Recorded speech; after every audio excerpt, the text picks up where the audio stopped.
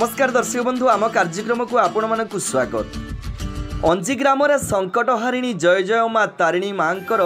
मंदिर और विग्रह प्रतिष्ठा उत्सव महासमारोह रे अनुष्ठित। माँ ही सृष्टि, माँ ही स्थिति, माँ ही विलय,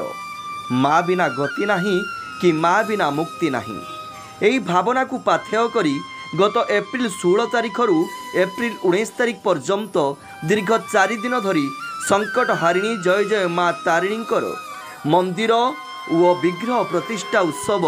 बालेश्वर जिला बाहानगा ब्लॉक अंतर्गत अंजी ग्राम महासमारोह रे अनुष्ठित हो जाइछि। रीतिनीति अनुजाई अधिवास, अंकुरारोपण, कलश शोभायात्रा, घट मंडलादि पूजा, यज्ञ एवं माँ तारिणीकर विग्रह न्यास, स्नान, उपचार पूजा और ग्रामदेवता कुंज बिहारी महाप्रभुंकर विशेष पूजा परे चंडीपाठ और पूर्णाहुति आदि पूजा कार्य अनुष्ठित होइथिला। प्रत्येक दिन संध्यारे अनुष्ठान तरफ श्रद्धालु मानक पई आध्यात्मिक सांस्कृतिक कार्यक्रम सह प्रसाद सेवनर व्यवस्था करा जाइथिला। विशिष्ट पंडित उदय कुमार रथ एवं तांकर साथी माने समस्त पूजा कार्य समापन करिथिबा बेले अंजी ग्रामर समस्त ग्रामवासी माने एथिरे सहयोग करथिले। अंजी ग्रामर आखपाख अंचल बहु संख्यार श्रद्धालु माने एही प्रतिष्ठा उत्सव रे जोग देवा सह माँ तारिणी निकट रे निजर दुख जणाइबा सहित पूजा आराधना करथिले। कमलचंद नायक पिता भालू नायक ग्राम अंजी दीर्घ 22 वर्ष तले मो भाई गोटे स्वप्न थिला। मो मझिया भाई बांछानी नायक से बहुत चेष्टा करी बहुत बुलाबुली करी मंदिर टी स्थापन करने दृढ़ निष्पत्ति थिला। 22 वर्ष पर पाखर जो सुपुत्र जन्म है प्रकाश कुमार नायक सी बापा माँ आशीर्वाद रु बापा को प्रतिश्रुति देला जदि मो बापा कौन ताहारू कथा देइछंती ग्रामवासी मानू तेणु मु चाकरी करछि से काम से माँ मंदिर पूर्णांग करी ग्रामवासी सहयोग से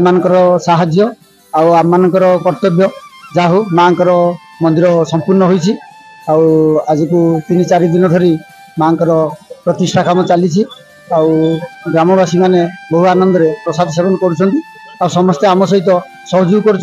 बहु आनंद रे आम सहित जो दिन भी राति 12 हो रोचंती जो दिन भी 10टा हो रोचंती या होछि समस्त आशीर्वाद और माँ भी आशीर्वाद सबुठार बड़ कथा। सबू ग्रामवासी मान को अनुरोध करी सबू ग्रामवासी माने आम सहित एमती प्रति वर्ष माँ उत्सव पालन करिवार साहाय्य करिवे। प्रकाश कुमार नायक बापा बांछानी नायक कका अच्छा कमलचंद नायक दीर्घ 22 वर्षर स्वप्न जेटा आम 2003 कि 4 मसीह बापा ग्रेडविन पकईकि मंदिरटा स्थापन करिया बोली लक्ष्य रखी से दिन आम दीर्घ संघर्ष जहाँ 22 वर्षर स्वप्न समस्त स्वप्न ग्रामवासी स्वप्न माँ आम पाखु आसी आमर माने परम कृपा कहले चले माँ कृपा आशीष आम पाखे झरी पड़ू और ग्रामवासी समस्ते ये माँ कृपा और आशीर्वाद लाभ करूँ। और 3 दिन धरी चली आमर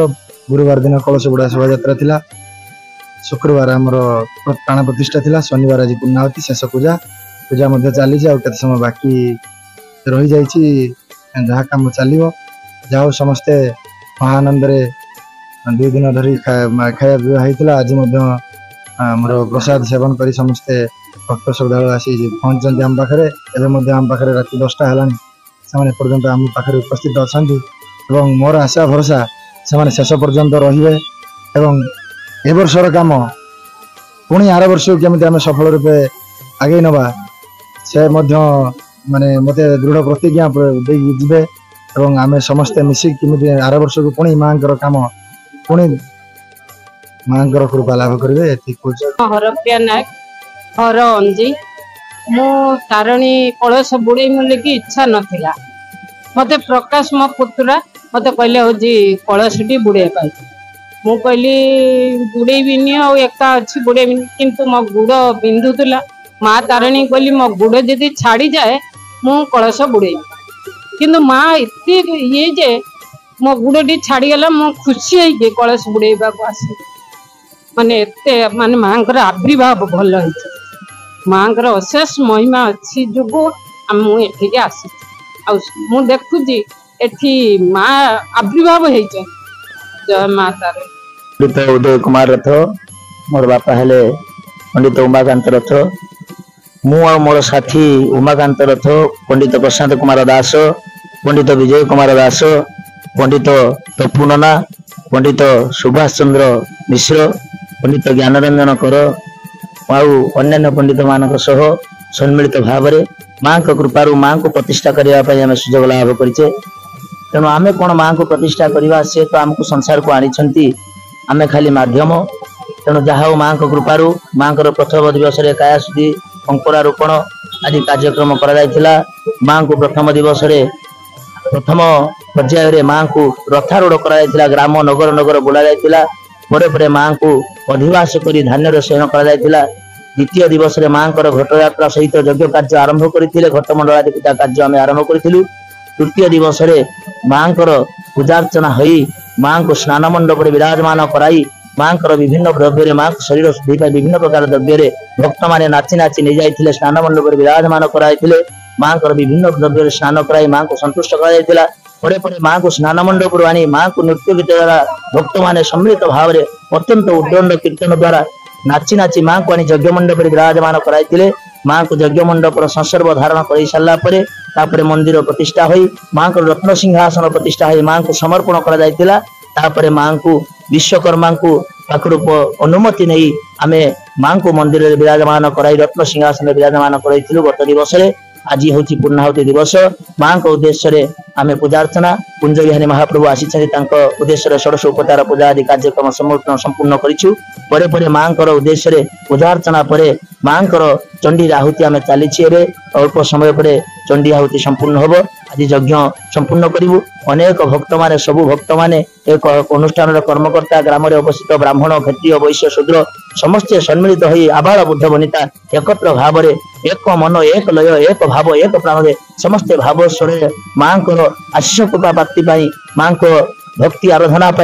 समस्ते मिसी ये यज्ञ को परिपालन करुँच समस्त मंगल कामना करुच्ची निश्चित भाव में समस्ते माँ आशीष पाई आगक ये पाथे माँ पाखे कामना करुच्ची समस्त मंगल करतु माँ जय माँ तारिणी। आम कार्यक्रम आज ये नमस्कार जय जगन्नाथ।